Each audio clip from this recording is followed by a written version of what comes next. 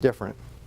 When you train someone, you actually get them up in front. Jose, can I borrow you for a second again? This is my putter. This is my favorite putter, and it's really funny. I've had some really expensive ones. I bought this at Walmart about 10 years ago, and it's to this day still my favorite putter. It's real simple and basic. Have you ever putted before? No. You haven't? Okay. So if I handed this to you right now and said, put it in the hole, would you know what to do?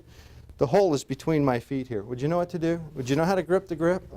I'll figure it out. Okay. Do you want to figure it out, or would you like to be trained? Well, I would like to be trained. Okay. So what I would suggest that you do, Jose, is you grab the club. You want to put it on the floor so that, see how it's flat on the floor? Mm-hmm. Then you approach the club and you put your hands around it. See how my thumbs are? Right. Okay, at that point you're ready to go, but you've got to keep that flat. Mm-hmm. When you get ready to hit the ball, and drop it on the floor, what you want to do is keep your eye on the ball. Watch the ball, and then you simply move. Now notice, I'm not moving my arms, it's all in the waist, and I'm going to hit the ball. Okay, think you can do that? Yeah. Okay, let's try that. We've trained you a little bit. Now let's see, in fact, if you can do that. Go ahead, Jose. Well, you said to just kind of open. Yeah, put your feet, yeah, that's close. That's how I was pretending. I'm going to be the hole. But put your feet together. Okay. See, just like I am right now, just like this. Put your feet straight. Okay, now take that club. Okay, come up a little bit. You want that flat, just like that. See how it's flat? Mm-hmm. Okay, slide your hands up the grip a little bit because you want to be more upright. There you go. Okay, now what you want to do is keep your eye on the ball. Now focus on, no. See, that's part of training. You want to keep that so that it's straight. Don't let it turn. Don't let it turn, and keep it straight. Then what you want to do is, and you want to aim for the hole, which is between my feet, and just tap it through the hole. Real gentle. Take it back. Look at that. Okay. Thank you. Hey, man, we're going golfing, buddy. What was the difference between what I did in teaching him versus training him? Training is active. Absolutely. I love that word. Training is active. It's where the two parties get together, they interact, and they show and they tell. They don't just simply tell. Now notice I had to kind of adjust some of the things that he did, and as I did so, what was he able to do? Observe, pay attention, and learn. Absolutely. And what happened when he finally hit the ball? He received good results or successful results. Absolutely. He got it in the hole. Simple as that. Because he was trained and he was taught on how to do that. Golfing is a sport that I love. I enjoy it a lot. But you know something? Scott will attest to this. I'm not the greatest golfer in the world, but dang it, I love it. But as I continue to work with friends, they teach me, and then the ones that are really good friends actually train me. Now, one of the things that is not on this slide is the importance of being able to be taught. So that's a third T that we're going to add to this that's not on here. It's important to know how to teach. It's more important to be able to be taught. That means you're willing to listen more than you're willing to speak. Again, listen more than you speak, you'll be taught. But learn as you work with your people. Don't simply teach them. Give that added support by training them. There. I have a real strong belief in something called a journal. What a journal is it's a place where I write down things that pop into my head. As I come to meetings like this, Jose knows when I go to Toastmaster, I always have this with me. And if somebody says something that impresses me, I write it in the book because I don't want to forget what was said. Now, have any of you ever had an experience where you heard something that was really profound to you, something that sounded really important, and then you leave and a half an hour later you go, you know, that guy said something really important to me, but I can't remember what it was. Larry, can you relate to that? So it's important then that if you can all learn, if you learn nothing else today in the Step Up program than to use a journal to write down those things that you hear so that you'll be reminded of them, this will help you more than anything else. There's a new word I want to share with you today. It's called epiphany. And that's not a girl's name. Epiphany means have you ever had that light go on over your head? You have this idea. The light goes on over your head, and it says, Kevin, this is what you need to do. Well, once that light goes on, I immediately write down what that light said to me so that I do not forget it. I promise you that if you'll do that, you won't forget. I also promise you that if you don't keep a journal and write notes, you will forget, and we don't want you to do that. So as you go through this course today, I hope that you're taking some notes so that you can take this home and utilize it. Larry. Go ahead, 2 more times. Now this is a challenge for many, many people. We talked earlier about the salesman at the Men's Warehouse that came up to me and he was enthusiastic. He wanted to sell me these pair of pants really, really bad.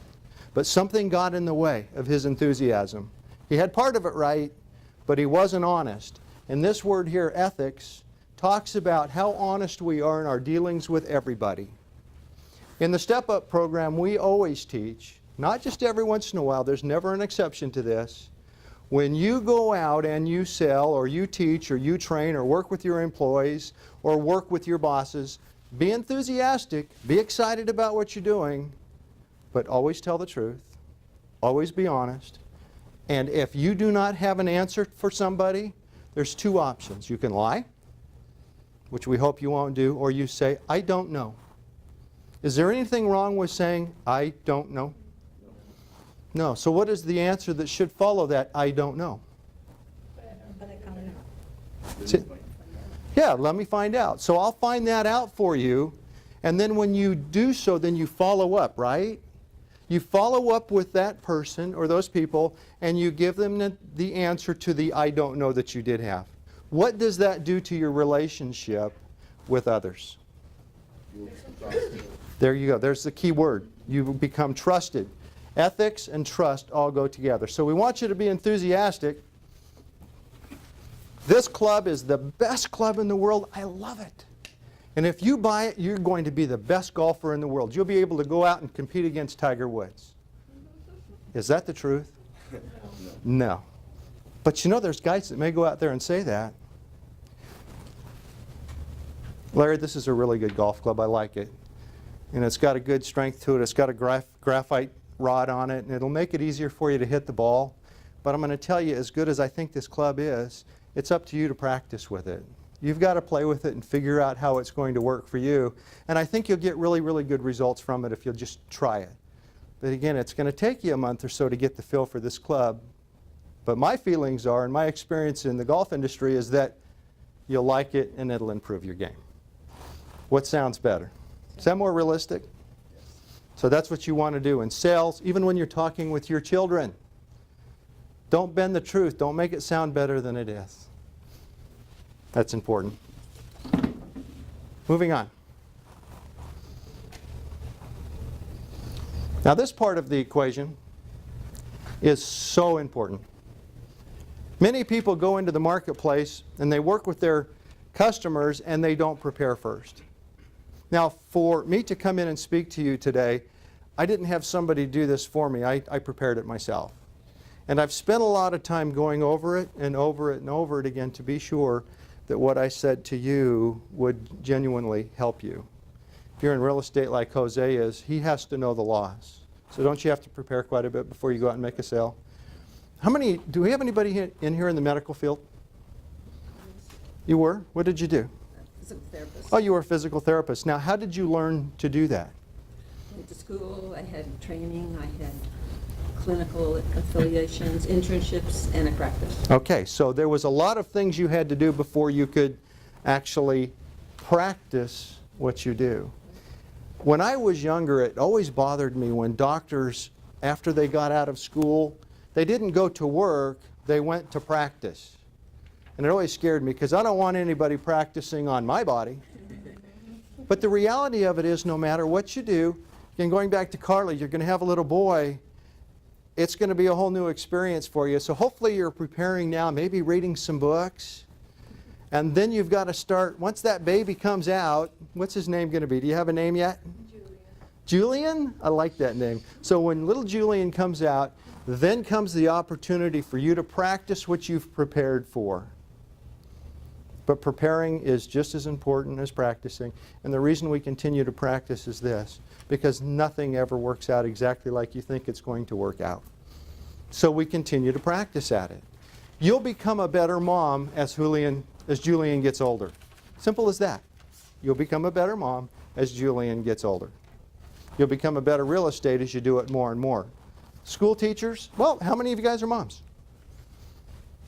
Okay, we got a lot of moms in here. Do you find as your kids get older and as you get older that it changes a lot? The way you treat your kids is different?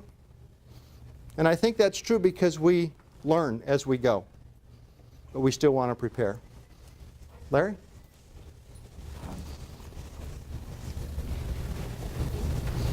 This part is so important.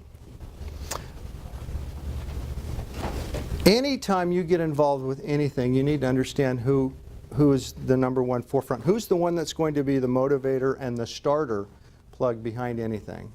Now, there's a good example of how this works. Dutch, can I borrow you for just a second? Come on up. And Lupe, can I borrow you for just a second? Come on up here. Now, I'm going to do a little exercise with you guys.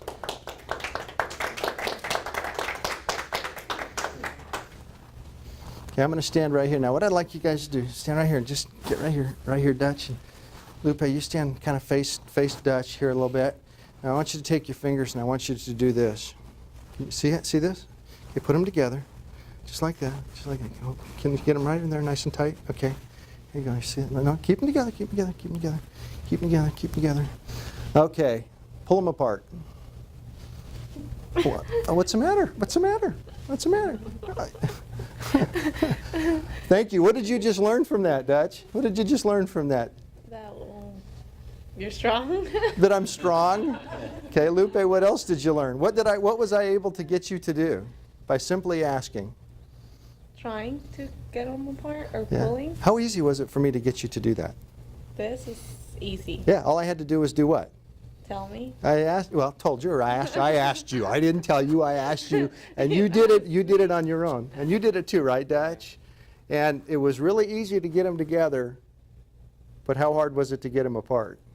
Really hard. It was really hard. Your hands were a little sweaty, so they were getting a little slippery, so you were almost out of that. But that's what it's all about. Now remember, you guys can sit down now. Thank you, Lupe. I appreciate it. Thanks, Dutch. People will try and persuade you to do all kinds of things, and it's up to you to accept or reject it. What happens is sometimes you'll get yourself into situations like that where it was real easy to get into it, maybe credit card debt, maybe buying that expensive car that you can't afford, and then you can't get out. You're locked in. It was real easy to get there, but it's really hard to get out. So it's entirely up to you. Larry, if you can hit the button again, please. This is a great story, and I love this, Noah. Who knows who Noah is in the Bible? Okay, who was Noah?